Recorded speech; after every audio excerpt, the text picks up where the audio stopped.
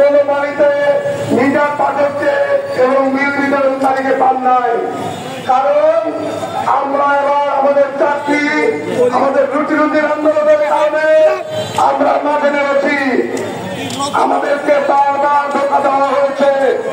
ওই নেস্কর high command, নেস্কর MD মহোদয়, অসাধু কর্মকর্তারা সাধুতে আমাদের বারবার এই আন্দোলন থেকে কান্দি আপনি এসে আমাদেরকে কাজে ফিরিয়ে নিয়ে আসে বিভিন্ন সময় মিথ্যা আশ্রয় দিয়ে।